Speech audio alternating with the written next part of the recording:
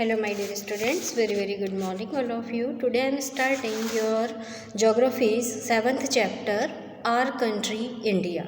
आज हम geography start करेंगे 7th चैप्टर का नाम है our country, हमारा देश Bharat. India is a country of vast geographical expanse. In the north it is bound by lofty Himalaya. कि भारत बहुत वास्ट है, जोग्राफिकल एरिया भारत का बहुत बड़ा है. जैसे उत्तर में हिमालय है, the Arabian sea in the west यानी पश्चिम में समुद्र है, अरेबियन सी है. The bay of Bengal in the east, पूर्व दिशा में बे ऑफ बंगाल है. In the Indian ocean in the south, और साउथ में यानी दक्षिण में इंडियन ओशन है. Wash the shores of the Indian peninsula. Bharat जो है चारों तरफ से जोग्राफिकल बाउंड्री उसकी अलग अलग टाइप की हैं. जैसे उत्तर में हिमालय हमारी जोग्राफिकल बाउंड्री है, पूर्व में बे ऑफ बंगाल है, पश्चिम में अरेबियन सी है और साउथ में इंडियन ओशन है. India has an area of about 3.28 million square kilometer. India का एरिया कितना है? 3.28 million square kilometer. The north south extend from Kashmir to Kanyakumari. North यानी उत्तर से लेके दक्षिण तक, कश्मीर से लेके कन्याकुमारी तक 3200 किलोमीटर की ये लंबाई है. In the east west extend from Arunachal Pradesh to Kutch is about 2900 kilometer. यानी चौड़ाई में अरुणाचल प्रदेश से लेकर कच्छ तक, यानी पूर्व में अरुणाचल प्रदेश और पश्चिम में कच्छ तक 2900 किलोमीटर है. The lofty mountains, the great Indian desert, the northern plains, the uneven plateaus surface of the coast and iceland present a diversity of landforms. कई प्रकार के लैंडफॉर्म्स हैं, विभिन्नताएं यहाँ पर हमारी लैंड में दिखाई देती हैं. कहीं पर प्लेटूज़ हैं, कहीं माउंटेन है, कहीं सी है, कहीं रिवर है, सब कुछ बहुत है. There is a great variety in the climate. यहाँ पे क्लाइमेट भी बहुत अलग अलग टाइप की है. There is a great variety in the climate, vegetation, wild life as well as in the language and cultural. यहाँ पर रहने वाले लोगों की भाषाएं अलग अलग हैं, उनकी बोली अलग है, उनके कल्चर यानी उनकी सभ्यताएं अलग हैं. यहाँ पर पाए जाने वाले पेड़ पौधे भी पूरे भारत में एक जगह से दूसरी जगह पर अलग अलग हैं. In this diversity, we find unity that is reflected in traditions and bind us as a one nation. इतनी सारी विभिन्नताएं यानी डाइवर्सिटीज़ होने के बाद भी कोई ना कोई चीज़ें ऐसी हैं जो सब में एक समान है, इसलिए हमारा नेशन हमें आपस में बांधे हुए है. India has a population of more than 120 crores since the year 2011. It is the second most populace country the world after China. Bharat की पॉपुलेशन मोर देन 120 करोड़ यानी अब तो और 150 करोड़ से भी ज़्यादा लगभग भारत की जनसंख्या है. हम पॉपुलेशन के पॉइंट ऑफ व्यू से देखें तो इंडिया का नंबर चाइना के बाद सेकंड है. Locational setting, India is located in the northern hemisphere. Bharat कहाँ पर है? उत्तरी हेमिस्फेयर में. The tropic of Cancer passes almost half way through the country. जो ट्रॉपिक ऑफ कैंसर है वो हमारी कंट्री के बीचों बीच से गुजरती है, from south to north.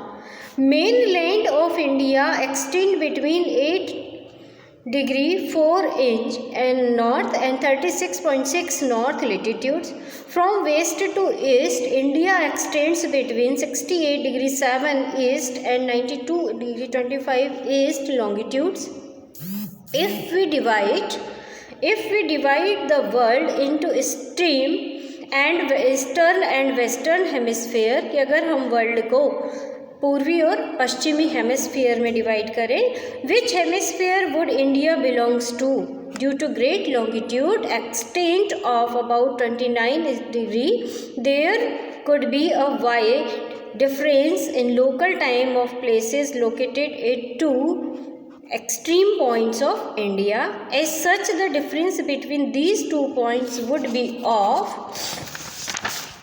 about 2 hours.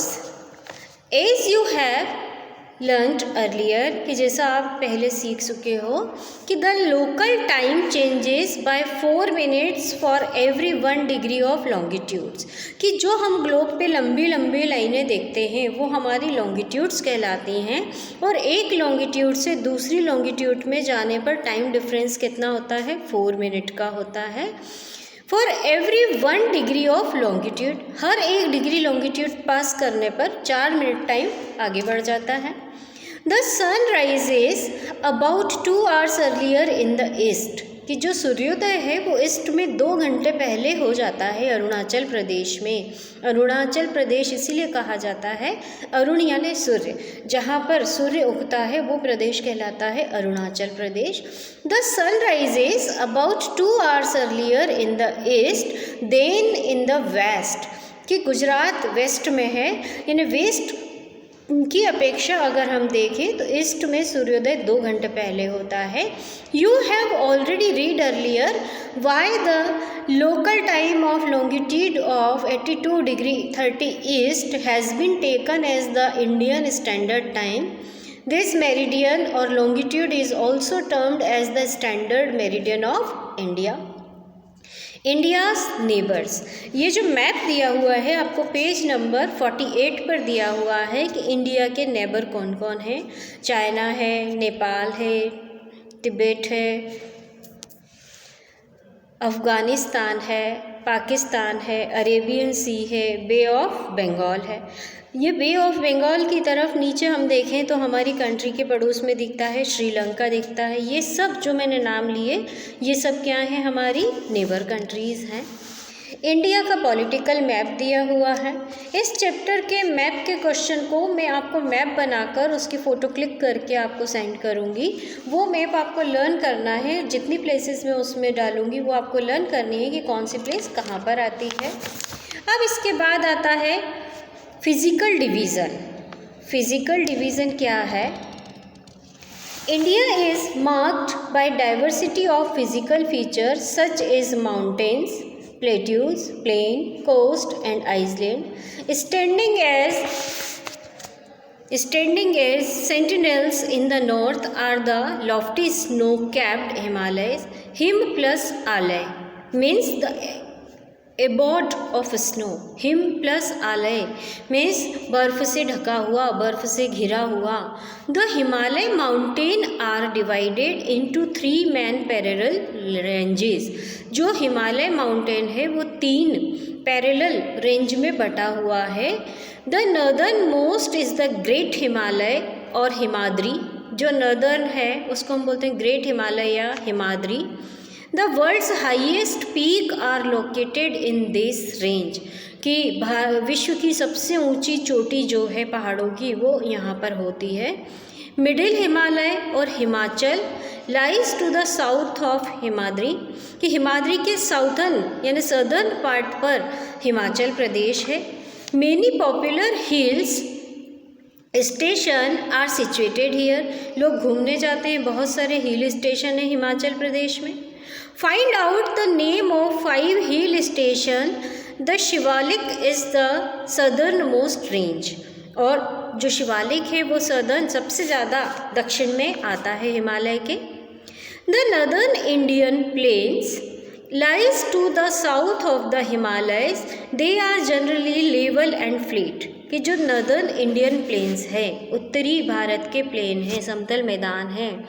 Lies to the south of the Himalaya, Himalaya के दक्षिण की तरफ हैं.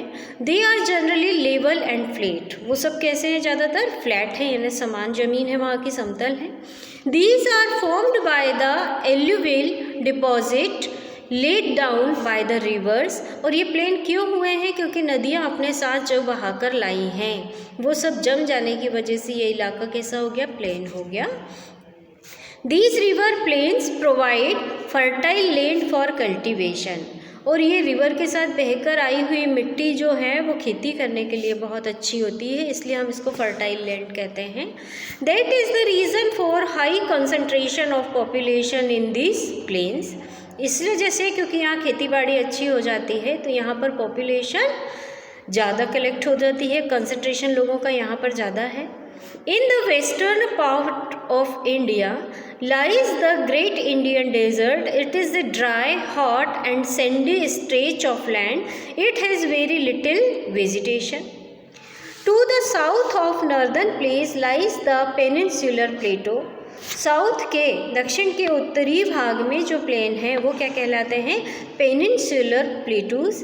It is triangular in shape, इनका शेप कैसा है? Triangular. The relief is highly uneven. This is the region with numerous hills ranges and valleys.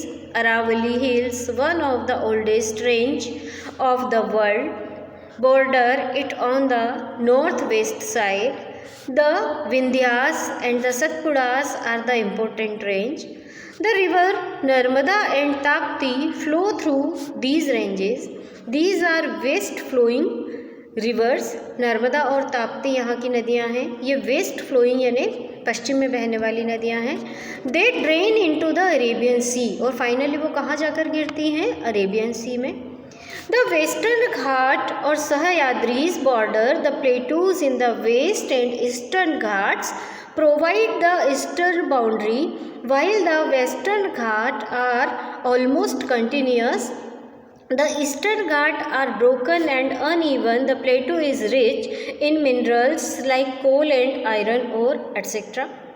To the west of the western Ghat and east of the eastern Ghat lie the coastal plains. The western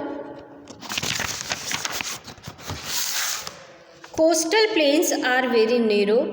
कि जो वहाँ के coastal planes हैं waste के, वो कैसे हैं? बहुत सकड़े हुए हैं। The eastern coastal plains are much broader, और उसके अपेक्षा हम ईस्ट के देखें तो कोस्टल प्लेन यानी समुद्री घाट जो हैं वो बहुत चौड़े हैं। There are a number of east flowing river, यहाँ पर बहुत सारी नदियाँ हैं जो ईस्ट से बहती हैं। The rivers Mahanadi, Godavari, Krishna and Kaveri drain into the bay of Bengal, और बे ऑफ बंगाल में कौन सी नदियाँ जाकर गिरती हैं? Mahanadi, Godavari, Krishna, Kaveri. These rivers have formed fertile deltas at their mouth. The Sundarban delta is formed where the Ganga and Brahmaputra flow into the bay of Bengal. Two groups of island also form part of India. Island के दो group India का एक part हैं। Lakshadweep island are located in the Arabian sea. Lakshadweep कहाँ है? Arabian sea है।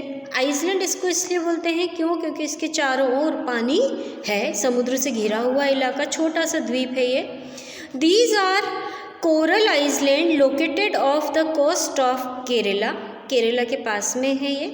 The Andaman and the Nicobar Island lie to the southeast of the Indian mainland in the Bay of Bengal. जो अंडमान निकोबार द्वीप हैं वो mainland हैं बे ऑफ बंगाल की।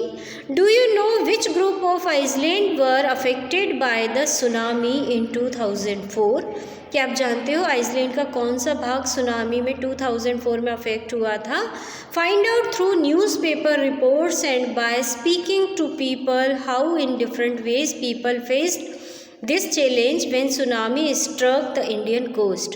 कि आप लोगों से बात करके पता करो, न्यूज़पेपर में रिपोर्ट्स देखो उस समय की कि कैसे उस समय के लोगों ने 2004 में लोगों ने सुनामी को फेस किया था।